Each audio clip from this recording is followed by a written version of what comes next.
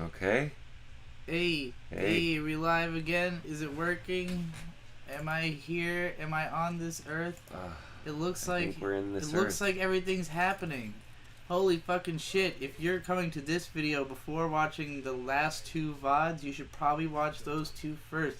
This stream keeps going down because Spectrum Internet, it's Spectrum. I mean, if you have Spectrum Internet, you know. Spectrum Internet is the best, and I really hope that complimenting them makes the internet not go out again. It's a they're one of those. They're like Comcast in that everywhere that they exist, they're the only option for good internet. Good internet, when it's available to you, but it's not always available to you. That's the main problem I've had throughout my in New York. It's the only internet. So the whole time I lived in New York, and I think probably in Boston too, maybe not. Anyway, we're back and we back and we back and we back and we back and we back, waiting for people to come in because our stream went down twice, and the second time we had to wait a while. But it seems to be working. Seems to be working. Let's keep our fingers crossed, everybody. Let's cross our hearts and hope to fart.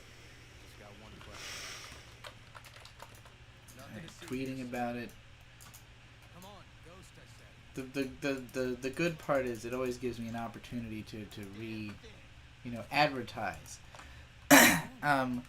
So I have to answer a couple super chats that had been sent right before the internet died.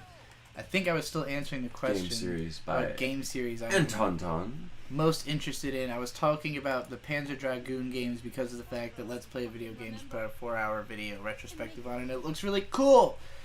I also really want to hurry up and finally beat Elden Ring because DLC was announced today. Yep, they're putting out the DLC, and the fact that it's just announced means I have some amount of time at least. It's announced it's in development, so it's not even announced that it's coming out. It's not like a release date or anything. It's just they're doing it, which we all knew they were going to. But it's nice to know when, so that you know how prepared you need to be. When Elden Ring came out, some of you may remember. These videos are still readily available. Just like every other video I've ever made now is on this channel, for reasons that have been gone over in the previous iterations of this live stream. I'm sure I'll reiterate later, but anyway, I'm in the middle of talking about Elden Ring. I did a series that was called Analytically Journalizing Elden Ring. Two of them got published. I think I had written like 4, and basically it was a lot of work for a product that got very few views, and it seemed like the main reason is people were not ready for in-depth videos analyzing Elden Ring yet, because they were upset about spoilers, and it's like it's an analysis of a game. Well, and there also are gonna like be spoilers. It was brand new, and I love that band. The way I was tackling it was like I'm making videos as I go, so I wasn't going to spoil anything except for what I had literally done. But I'm at least somewhat experienced with Elden Ring, and this game had hit a way bigger audience than the previous Souls games, and I was hoping to tap into that, but I don't think that those people had gotten far enough in the game to want that kind of analysis, because we were getting complaints when we would just streaming. Bird did a lot of live streams of the game, and he took it very quickly. It's not that necessarily that you beat it fast per se, but you learned what to do quickly, and spent non-stop playing it for a few weeks. Yeah, I just and by what she means by I learned what to do, I got the Sword of Night and Flame and built everything around that before it was nerfed, and then it got nerfed, and I had to learn how to actually play the game instead of just beaming people. But yeah, and you also learned some of the quick ways to get fuckloads of runes and stuff like that. Yeah. So, the From Software games are always compelled. How well you're going to do depends on how much knowledge you collect. People who care about spoilers to the extent that they literally don't look up a guide for the first time playing are going to take a fucking eternity to comb through that game. I've never played unless they're really good at it. I'm sure Shade had no problem because he's a fucking master of the Souls games, but that's from playing them wrote over and over and over hundreds of times. And you're already kind of getting there with Elden Ring to some degree, I think, because I've beaten it 5 or no, I've gotten different endings 3 separate times, but I've spent a lot of time just fucking around. in that Yeah, game. I have not even gotten halfway through. Do we still live with Riley and Mint? Yes, we're in the house right now. And Dave, also. Don't forget about Dave. Legendary hip-hop producer, Cranberry Dave. I think he's producing hip-hop literally right now for, like, the background music for a Mint Salad Saw. That's what it looked like he was doing in there. But yeah, we have spent a lot of time on the road lately, so we haven't been here as much. Like, if you missed in the previous stream, we kind of went over the broad gist of the work that we do, but it requires us to move constantly to different places, which is awesome and deeply based, and so it makes the job extremely cool because all of our travel is compensated. So like, our gas is paid for, our hotels are paid for, and we get a like $15 a day per person food budget. So it's like we could really hang out and you know, sit around in town and eat food and stuff and have a good time. But yeah, like it's fun to have a job that encourages you to go places because we just want to be going places and doing those things anyways. And then when we have the money from the job, we use it to continue doing that basically. You know, for as long as makes sense, and then head back here and chill out until we have more adventure ideas. There's a What is Team Chaotix? I have no idea what you're talking about. Sorry, someone's calling us Team Chaotix. I think it's a Sonic thing. Like there's like a game. There's a Sonic game where you play in like teams of 3, and I believe one of the teams is Team Chaotix. I don't know what they do. I'm not abreast of Sonic lore on that level. Sorry. Isn't Chaotix that weird like little X guy? Wasn't he a mascot? Hang on. Oh, are you talking about the guy from like Nickelodeon or something? Oh, it's the crocodile. The crocodile team from Sonic. I don't know how Chaotix Detective Agency. These fellas, the bee, the crocodile, and the pink girl. I don't know. Yeah, it's Sonic. Oh, he's a chameleon. He's not a crocodile. Okay, There's I understand. famous Crocodile, Eagle Raptor chameleon, animation about bee. these three. Yeah. That does not look like a chameleon, but I guess I see what it means, or what the internet means. Yeah. So anyway, we've been out of the house a lot. It's basically the short answer to that question. I have to go back to the super chat from the previous stream from CJ Makes Videos for Canadian $10. Said, glad all of the old videos are back. Thanks for reposting them. I'm curious what videos you still think are good and which ones you don't agree with anymore. I think probably most of them I would disagree with significant portions of. A lot of it is like I want to be a Nintendo Switch. What does that even mean? yeah, I don't even remember what it means. I haven't revisited that. And I probably won't revisit a lot of them because it's just so many fucking videos. There's literally thousands of them. I think there's like 7,000 videos, literally, in total. So, yeah, like, there's like certain ones that I'm excited that are out because like there's minor things that I didn't like about that. Like, so Satisfying Video is a great example. I love Satisfying Video, but it ends with a fat, shirtless, bearded Digibro shot, and even though it's only for like 2 seconds, I did not want that to be on the channel when I'm trying to like not have my face on the channel at all. But it's still a really funny video, and so it deserves to exist in internet lore. Good Morning Ponyville, where the opening of this one My Little Pony episode syncs perfectly with the American Dad opening. Right, that was my favorite one that you re-uploaded. I was so surprised that you didn't have to do anything to that except for cut it over. I think it has it is I can't monetize it. I think it collects revenue for American Dad or My Little Pony? probably both. Yeah. But I didn't even try to fight the claim on that one. I was like, this obviously is not original content. It just is a perfect sync. I made public a bunch of stuff that had never been public before, so I'm interested to see if any of that takes on like a cult following or something of people who like those videos who had never seen them.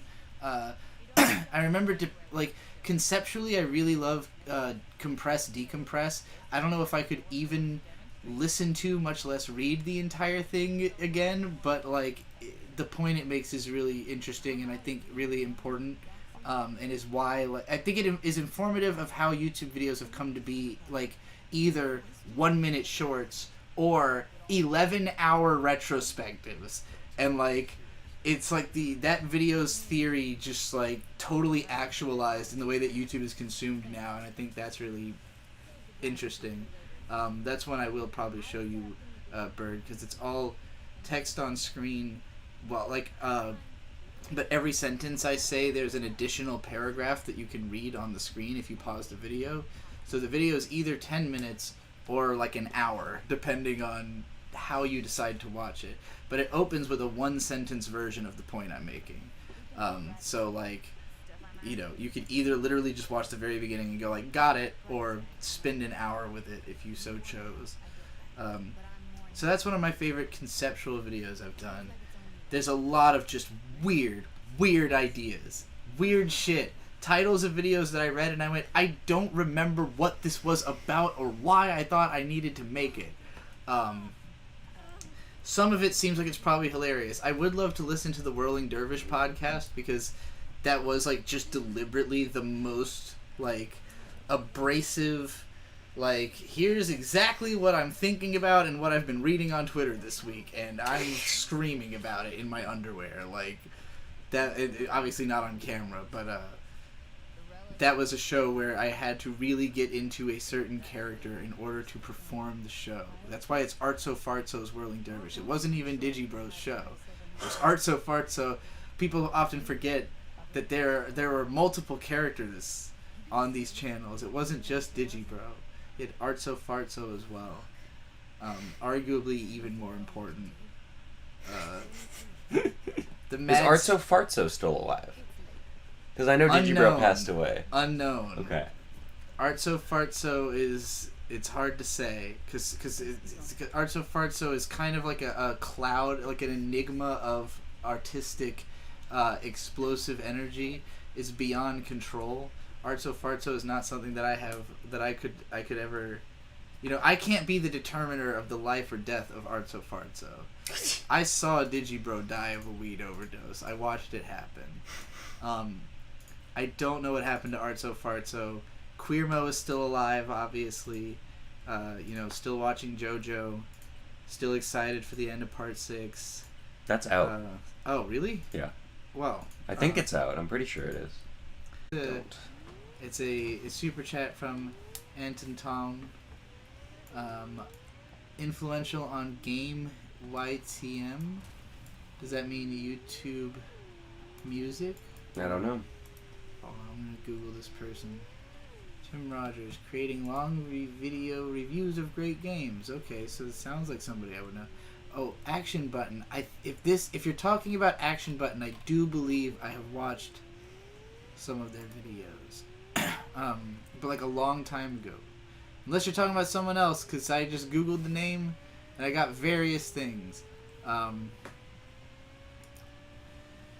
But yeah, I do believe I watched some of those videos like early into the channel's existence. I don't know if I've seen anything in recent years or know if there are more recent ones. Someone asked what I think about AI-generated art. I have no comment on the art, but the deepfakes of the presidents playing video games together, or Joe Rogan talking about getting ratatouille'd or going to the beach that makes you old, all of those are just pure art. They're the greatest, the best type of content on the internet right now is AI deepfake voices of podcasters and presidents. Pull out that dick, Jamie. They sound so fucking good. Oh shit. They sound so accurate. And I have never fucking in my life listened to a minute of Ben Shapiro or fucking Jordan Peterson, but hearing the AI versions of them, I understand how people listen to so much of them, because their voices are so good for podcasting.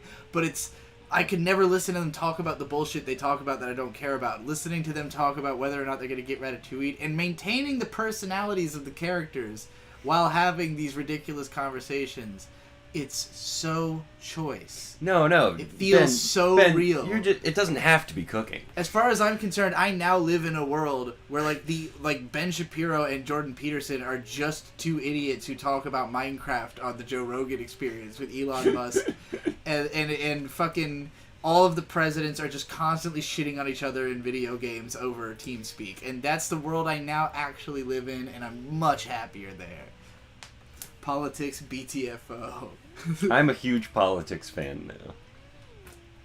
Yeah, if this is what politics is, then I'm gonna become a fan. Ben Shapiro's voice is not good. Do you mean like in real life? I mean, yeah, I agree. I think his voice sounds great on the AI talking about the stuff he talks about. It's not even that it sounds great in a sense of like, it's an attractive or smooth voice. It's just really good for the bit, you know.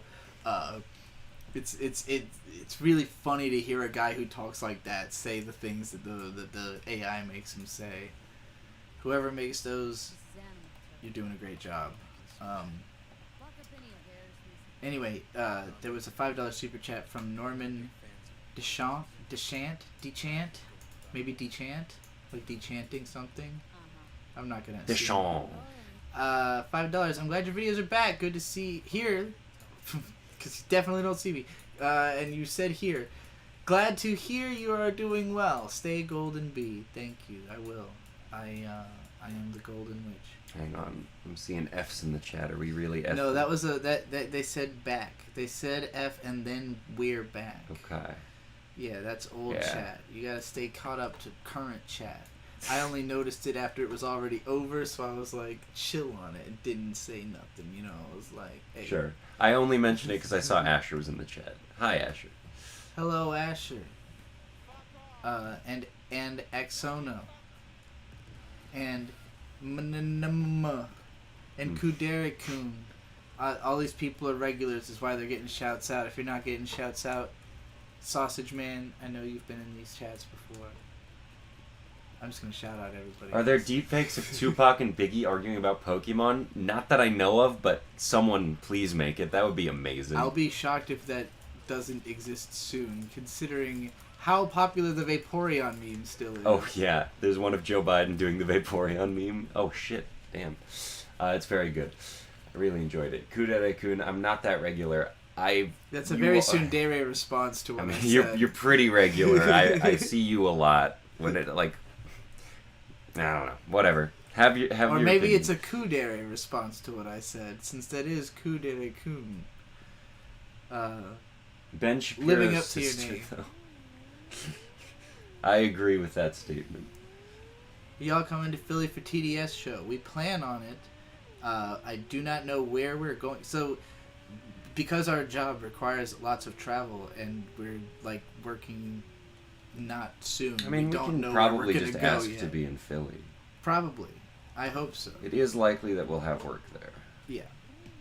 We could probably organize somehow a way to be able to do that. I also am.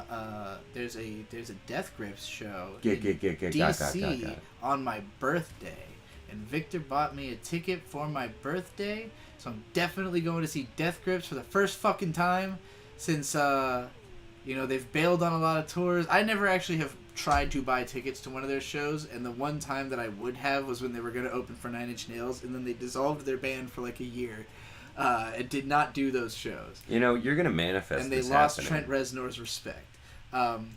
No, I think they're going to do it this time because, I mean, they have done a lot of tours. I don't think they would come out of the woodwork, not even with a new album, to, like, abandon a tour, you know? Especially not when they're headlining. Most of what they've abandoned has been, like, festivals or, like, when they were opening for other people and they just went, fuck it, I don't want to do it. Probably because they couldn't get, like, the sound right or some shit, you know? You've seen it for the fourth time this tour? Fucking beast. But yeah, I haven't gotten the chance. They did come to DC one time before, and I don't remember why I couldn't make it. But I was just, like, afraid to buy tickets to it. But since Victor already took care of it way ahead of time,